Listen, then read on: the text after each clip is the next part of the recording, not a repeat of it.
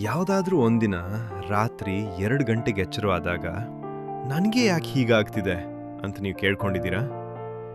ನೀವು ಎಲ್ರಿಗೂ ಒಳ್ಳೆಯದನ್ನೇ ಮಾಡಿದ್ದೀರಿ, ಯಾರ ಮನಸ್ಸನ್ನು ನೋಯಿಸಿಲ್ಲ. ಆದರೂ ನಿಮ್ಮ ಜೀವನದಲ್ಲಿ ಒಂದಾದ ಮೇಲೊಂದರಂತೆ ಕಷ್ಟಗಳು ಬರುತ್ತಲೇ ಇವೆ. ನಾವು ಜೀವನವನ್ನು ಒಂದು ಲೆಕ್ಕಾಚಾರದ ಮೇಲೆ ನೋಡ್ತೀವಿ. ಅಂದರೆ ನಾನು ಒಳ್ಳೇದು ಮಾಡಿದ್ರೆ ನನಗೆ ಒಳ್ಳೆಯದೇ ಆಗಬೇಕು ಅಂತ. ಆದರೆ ಅಂದ್ಕೊಂಡಂತೆ ನಡೆಯದಿದ್ದಾಗ ಅಸಹಾಯಕತೆ ಕಾಡೋದು ಸಹಜ ಅಲ್ವಾ?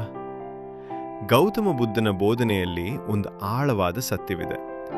ಬುದ್ಧನಿಗೆ ಜ್ಞಾನೋದಯವಾದ ಆ ರಾತ್ರಿ ಅವರಿಗೆ ಜೀವನ ಅನ್ಯಾಯ ಅಂತ ಅನಿಸ್ಲಿಲ್ಲ.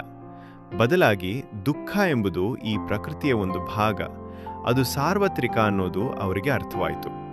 ಕಷ್ಟ ಅನ್ನೋದು ಕೇವಲ ನಮಗೆ ಸಿಕ್ಕ ಶಿಕ್ಷೆಯಲ್ಲ, ಅದು ಮನುಷ್ಯ ಜೀವನದ ಒಂದು ಸಹಜ ಗುಣ.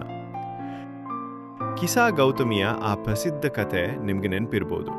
ತನ್ನ ಮಗನನ್ನು ಕಳೆದುಕೊಂಡ ಆ ತಾಯಿ ಮಗನ ಪ್ರಾಣ ಉಳಿಸ್ಕೊಡಿ ಅಂತ ಬುದ್ಧನ ಬಳಿ ಗೋಳಾಡ್ತಾ ಹೋಗ್ತಾಳೆ.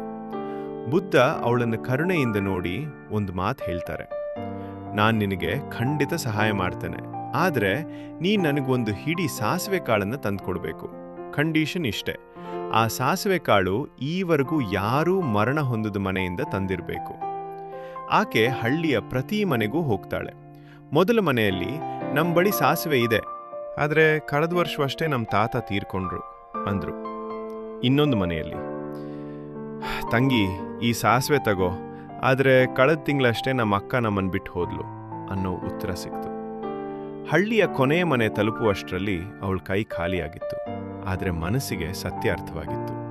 ತನ್ನ ದುಃಖ ಕೇವಲ ತಂದಲ್ಲ, ಈ ಪ್ರಪಂಚದ ಪ್ರತಿ ಮನೆಯಲ್ಲೂ ನೋವಿನ ಕತೆ ಇದೆ ಅಂತ ಅವಳಿಗೆ ಅರಿವಾಯಿತು. ನಾವೆಲ್ಲರೂ ಕಷ್ಟಗಳು ಬರಲೇಬಾರದು ಅಂತ ಪ್ರಾರ್ಥನೆ ಮಾಡ್ತೀವಿ, ಆದರೆ ಸತ್ಯ ಏನಂದ್ರೆ ನೀರಿನ ಒಳಗೆ ಇಳಿಯದೆ ನೀವು ಈಜುವುದನ್ನು ಕಲಿಯಲು ಸಾಧ್ಯವಿಲ್ಲ. ನೀರಿನ ತೂಕ ನಿಮಗೆ ಗೊತ್ತಾಗಬೇಕು, ಮುಳುಗುವ ಭಯ ಒಮ್ಮೆ ಕಾಡಬೇಕು, ಆಗ ಮಾತ್ರ ನೀವು ಈಜುವುದರಲ್ಲಿ ಪರಿಣಿತರಾಗಲು ಸಾಧ್ಯ. ಜೀವನದಲ್ಲಿ ಸವಾಲುಗಳೇ ಇರಬಾರ್ದು ಅಂತ ಕೇಳ್ಕೊಳ್ಳೋ ಬದಲು ಆ ಸವಾಲುಗಳನ್ನು ಎದುರಿಸುವ ಶಕ್ತಿಯನ್ನು ಕೊಡುವಂತ ಕೇಳ್ಕೊಳ್ಳಿ. ಒಳ್ಳೆಯವರಿಗೂ ಕೆಟ್ಟದ್ದು ನಡೀತದೆ, ಕೆಟ್ಟವರಿಗೂ ಒಳ್ಳೆಯದು ನಡೀತದೆ. ಇದು ಈ ಪ್ರಪಂಚದ ನಿಯಮ. ಮಳೆ ಅನ್ನೋದು ಎಲ್ಲರ ಮೇಲೂ ಸಮನಾಗಿ ಬೀಳ್ತದೆ. ಮಳೆಯನ್ನು ತಡೆಯುವುದು ನಮ್ಮ ಕೈಯಲ್ಲಿಲ್ಲ, ಆದರೆ ಆ ಮಳೆಯಲ್ಲಿ ತೋಯ್ದಂತೆ ಒಂದು ಗಟ್ಟಿ ದೋಣಿಯನ್ನು ನಿರ್ಮಿಸಿಕೊಳ್ಳುವುದು ನಮ್ಮ ಕೈಯಲ್ಲಿದೆ. ಮುಂದಿನ ಬಾರಿ ನೀವು ಕಷ್ಟಕ್ಕೆ ಸಿಲುಕಿದಾಗ ಆ ಸಾಸಿವೆ ಕಾಳಿನ ಕಥೆಯನ್ನು ನೆನಪಿಸ್ಕೊಳ್ಳಿ. ನೀವೊಬ್ಬಂಟಿ ಅಲ್ಲ.